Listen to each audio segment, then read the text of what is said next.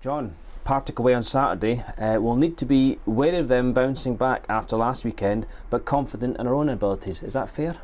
Very fair, yeah, exactly that. Yeah, we've great result from ourselves.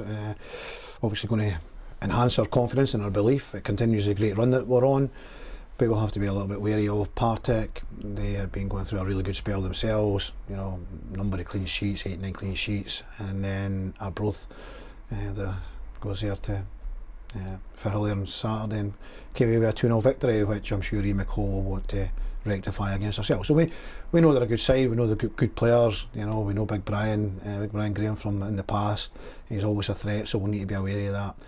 But at the same time, we know that we are capable on our day of producing good performances, getting good results, and we want to continue the run that we're on. We want to stay up there and amongst the leaders at the top of the table for as long as we possibly can, and that means going to Firhill and winning the game and coming away with the 3 points. It would be a great end to the last game of the second series of the 9 games, getting to the halfway stage. It's been a great first half of the season, regardless of what happens on Saturday, but it would be nice to cap it all off with a win there, and 18 games in, sitting in a very nice position, having accumulated a large number of points, and looking forward to the second half of the season. Yeah, again, that word, momentum. Good to keep it going, and it's a great one we've been on. Yeah, momentum's massive. Confidence building, growing all the time, because we had a couple of indifferent performances but managed to continue to get results. I thought Saturday's performance was very, very good. Always room for improvement, always is, but it was a good performance and it was a good result. The spirit and the group of players, the togetherness is fantastic, and they're battling for each other all the way, in every area of the park. And when we're defending, we're all defending. When we're attacking, we're all kind of on the front foot and we're all attacking. So everyone's playing their part, and we're going to need everyone, from now to the end of the season. No doubt there'll be injury suspensions, and everyone's going to have to play their part as have done in the first half of the season, to see if we can go all the way. Yeah, and with that in mind, everyone playing their part. A couple of bits of business were done this week, extending Frankie Mussonda's deal to the end of the season. Having that full complement of players who are adaptable will be so vital in the second half of the season, won't it? Yeah, Frankie obviously didn't come back as quickly as we'd have liked from his knee operation in the summer, and it meant that it was, by the time he got back fit, it was quite late actually. The team's kind of settled into a rhythm, into a pattern, getting results, very difficult to break in. He came in when Liam Dick got injured there, he played in a few games at left back. He filled in against Falkirk when Regan Tumley got sent off. He had to go in and play right back. He's great versatility from the management point of view. He can play anywhere across the back. The idea was to give him an opportunity in centre mid if he had got back early enough in the sort of pre-season time, to give him some run out in the pre-season games and the positions to see if he'd be okay. But as things were, the midfield was going along quite nicely, but he's here now to the end of the season.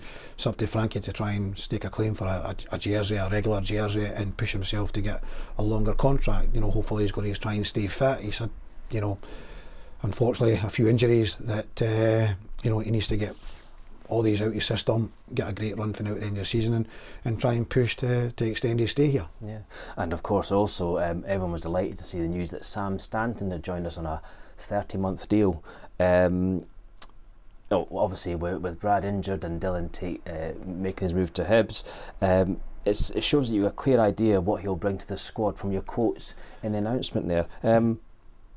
What's he showed in training so far that he's going to bring to us? No, he's just shown that he can pass the ball. He's only just started this week. We had been speaking to him, but he's been playing in Ireland into around about mid January there, November, mid-November. So he's been playing regular football. We've watched him in games, and we can look on Y Scout and we can watch the 90-minute games. We can watch his touches. We can watch a lot. No, he's a very, very good football player. He's in the similar sort of type of player as like Regan Henry. He's a natural left-footed player, kind of like one of these elegant kind of players. He's not the exact same, but he's similar, I would suggest. He's that type of player. He'll take the ball anywhere. He's gifted on the ball. He can see passes, can make passes. A right good left foot, and he'll go box to box. He'll not just be one who's going to be content just sitting in his own area of the pitch. He's going to go and try and go box to box. He's could probably add a little bit of goal attempt, and he'll be able to supply goals. Hopefully he's going to assist in goals. So it's it's just a few days in here this week, and we can see that already. I'll be delighted to see him on the pitch, hopefully on the 2nd of January, or certainly available to go on the pitch on the 2nd of January. We do need that international clearance to go through. We can't apply for that until January the 1st, until the transfer window opens, and then it'll be down to the SFA and the Irish League to try and sort out the registration. But that will happen every year, so that's something that hopefully we'll go over in that short period of time and allow Sam to be available for selection. So you're right, with Brad being out, Dylan, the idea is to go to Hibs, then Sam's coming in and going to be one who's going to add for strength to the midfield area and quality. Yeah, finally, John. Saturday, the homestand was rocking at full time against Kilmarnock. Our last visit to Firhill was a great atmosphere as well. Looking for a repeat of the same from the supporters?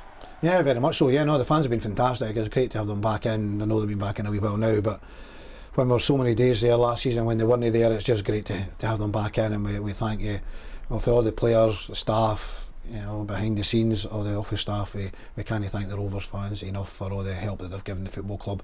Fell way back in the